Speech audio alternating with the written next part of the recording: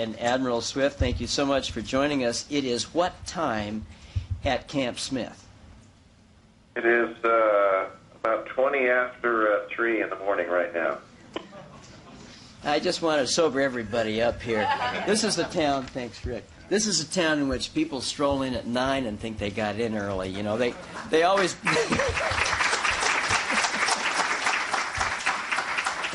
That was actually for Rick. But in any case, they stroll and they always brag they work late here, but you set a different standard, Admiral. And we heard earlier this morning, we know that last night there was a late-night phone call between, at least our time here in Washington, D.C., a late-night phone call between President Obama and Prime Minister Khan, and Ambassador Fujisaki was up at all hours helping with that. And so in any case, we appreciate time zones and the importance of all that you're doing and Operation Tomodachi. I look forward to your remarks. We all do. We've got a great group here, and it's a mixture of people from industry and the policy world, the policy-oriented academic world, industry.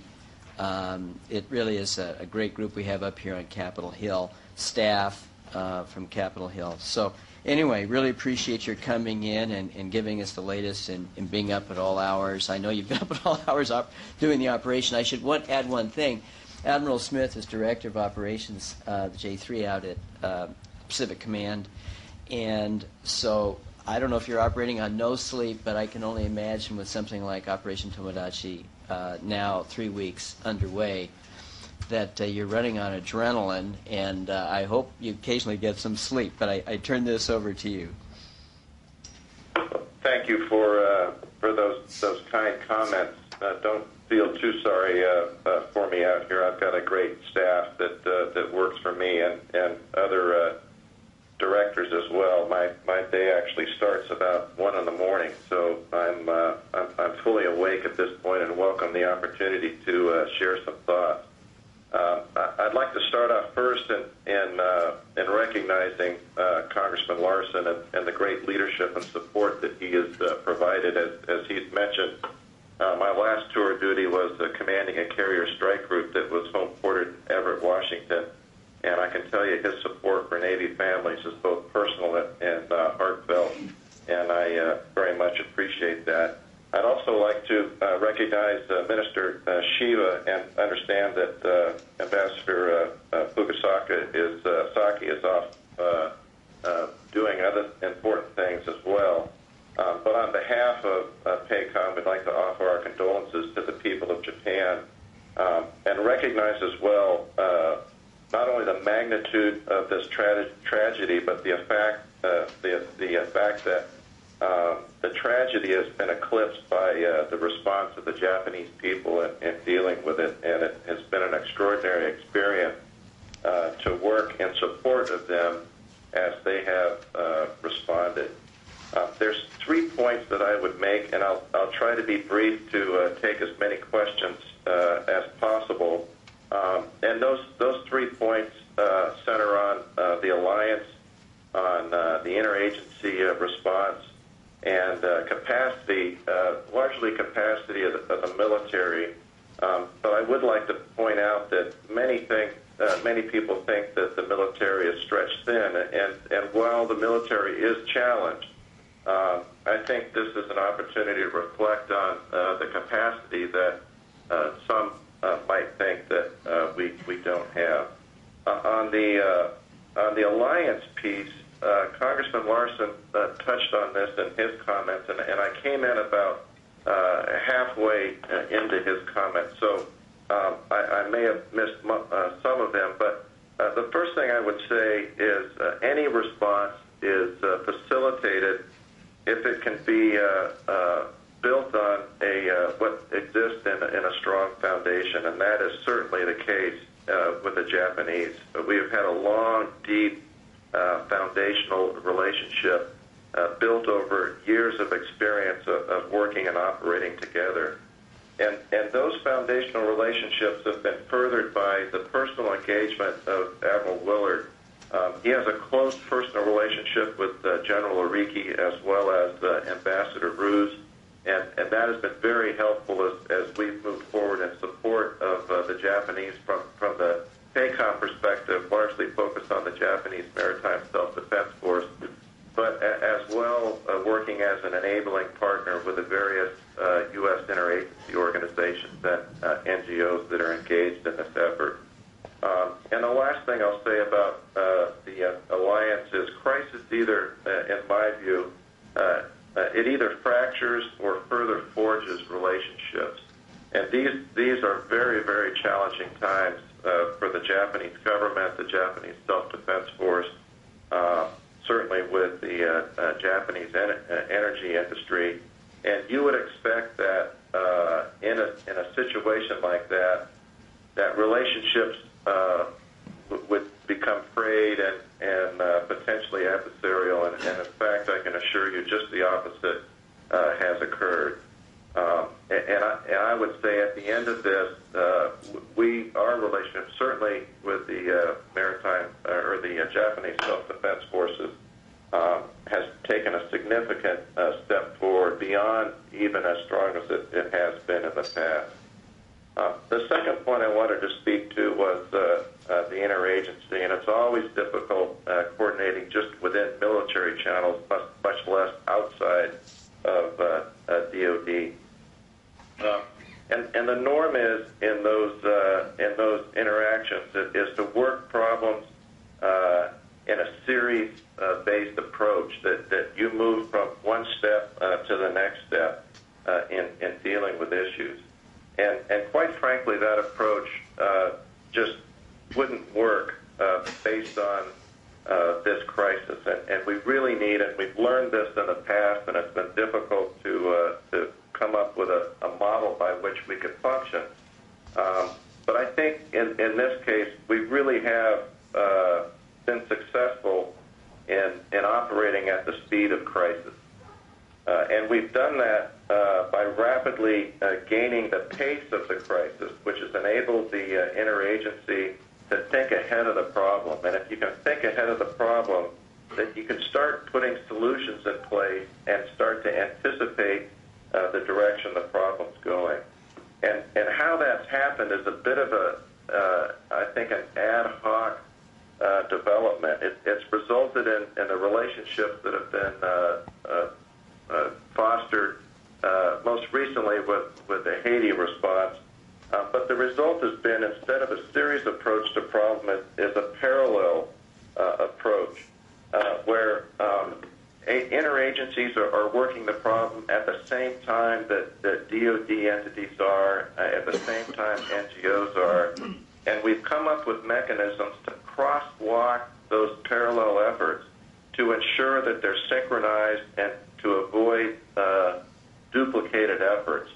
And this is something that I think that once we work our way through the problem, we're going to have to spend some time thinking about and integrating in a codified manner so that we can repeat them in a future. But essentially, it's individuals and organizations approaching the problem in an innovative way instead of a rules-based approach. And I think that's an important point.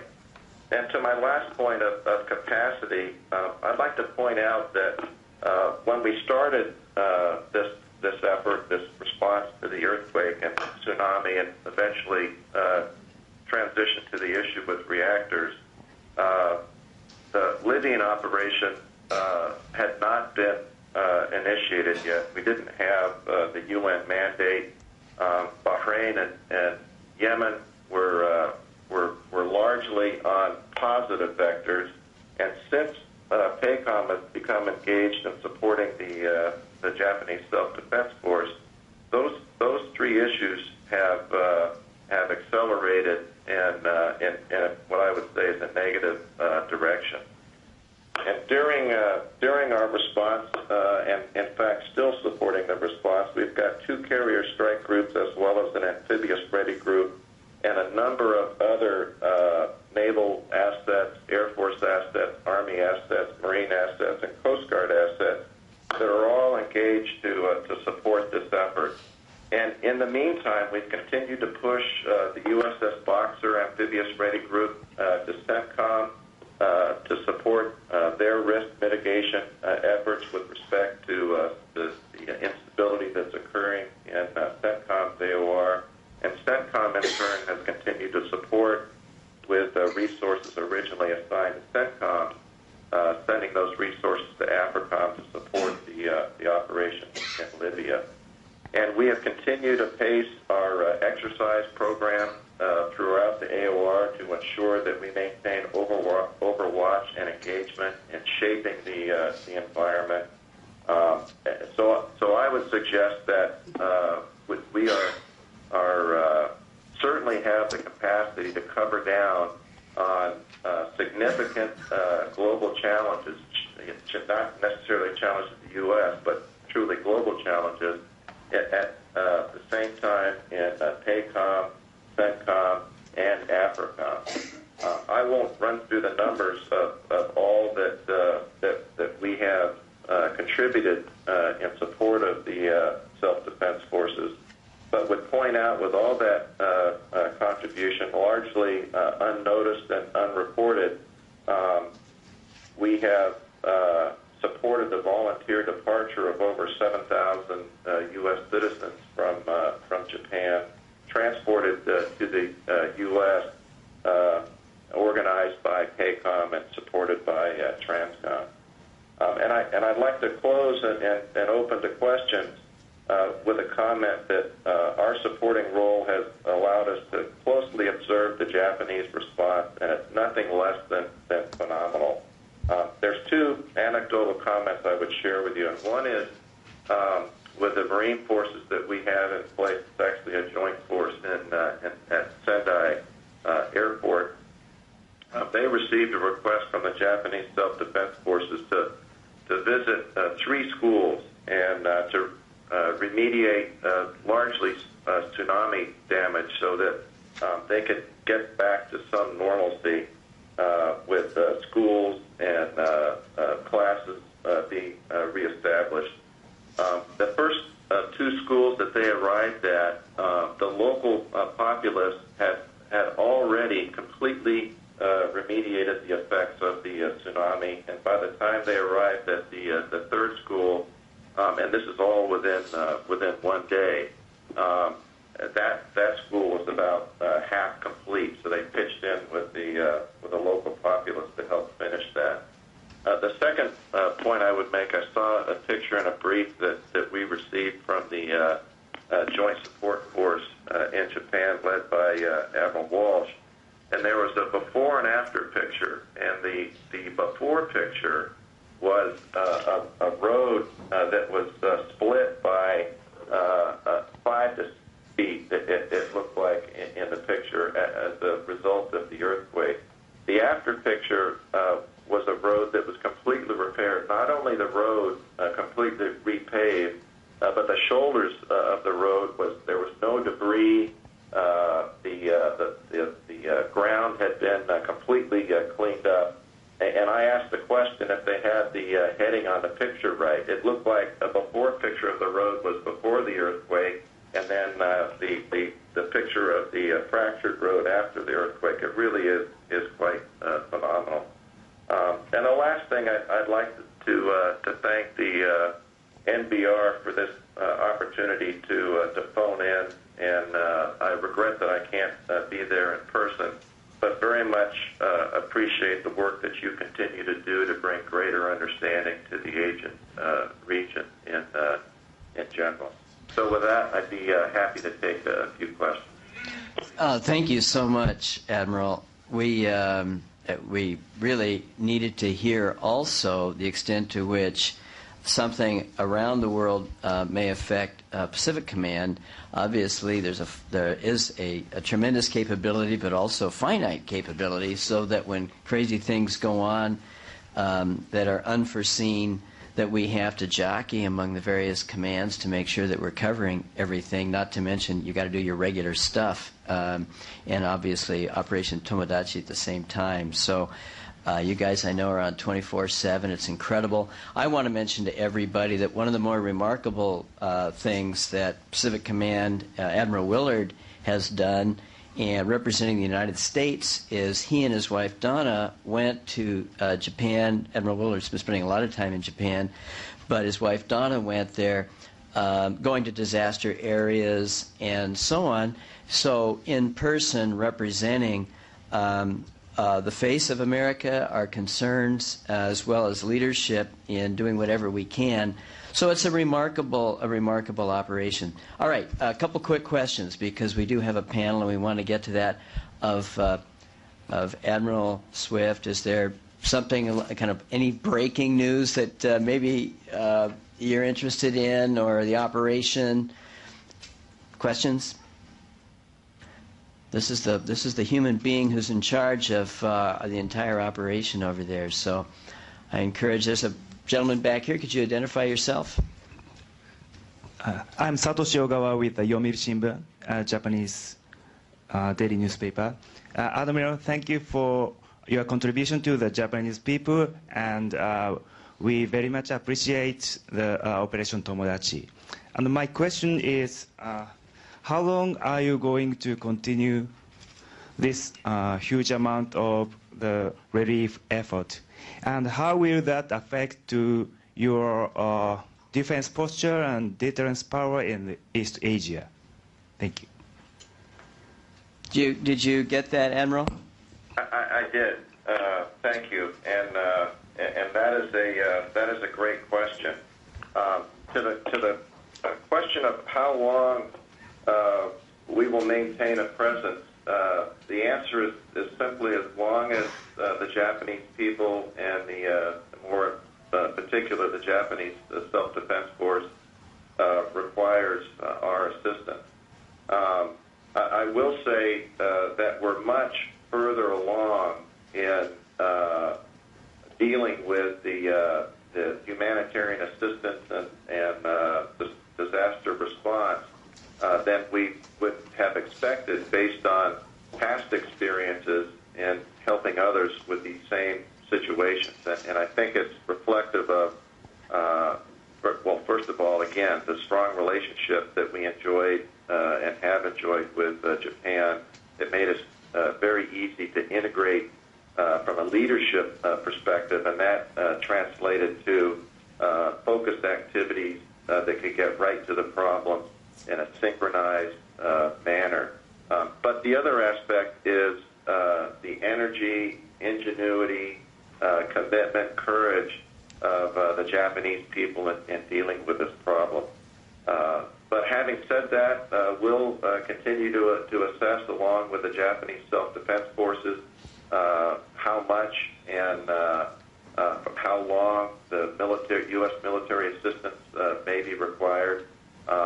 I would invite others outside military channels. I will say anecdotally that I expect that U.S. support will continue for some time beyond the military support.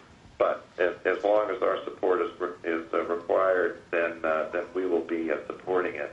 And to the question of risk that we may be taking with respect to the forces that we have committed to supporting Operation Tomodachi, I think that goes to the addressing of the comments and concerns about the capacity of the U.S. government in general and the military in particular in supporting operations in Central Command and now in Libya. I think that we really do have a lot of capacity and margin that some have come to the view that we didn't have. The joint force is a very flexible force, I think, as we have demonstrated in responding to the current world event.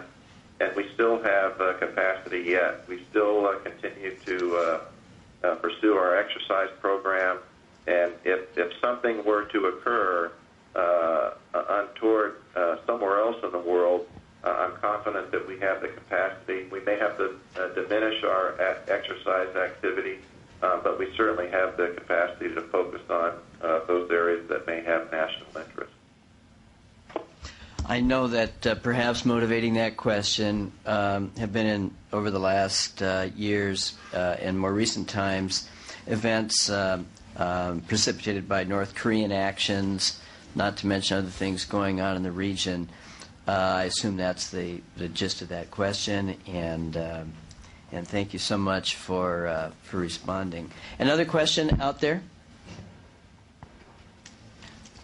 Admiral, I have a question. How many total troops, approximately, and sailors do we have that are dedicated to Tomodachi, both in the region, and I know there at the command, you've got a whole group there. But how many people are we talking about who are helping out the Japanese self-defense forces? Let me start off with framing the forces that report for duty every morning to Admiral Willard. There's over 325,000 sailors, soldiers, airmen, Marines, and Coast Guardsmen that are assigned to the Pacific Command. Now, we support CENTCOM with a portion of those forces, but again, it speaks to the depth of capacity that the U.S. military has to apply globally. Specifically to your question, DoD is supporting Operation Tomodachi with approximately 15,000 personnel. The DoD service members, when you talk of those that are assigned across the broader region specific to Japan, it's upwards of 55,000 total. So there's a significant number that are committed to it. From a resource perspective, there's over 22 ships, 140 aircraft that are committed as well. So it's a significant force. I think I mentioned earlier 2 carrier strike groups and an amphibious ready group committed as well. Okay, well, thank you so much, and I know on behalf of everyone here and our Japanese friends, we're just so appreciative of everything you're doing, and it's hard for us to understand that this is a normal hour for you to be up, and so we're not going to believe you completely, but I hope it's not true. But in any case, thank you so much for calling in at this very early hour out there, and again, we appreciate everything you're doing.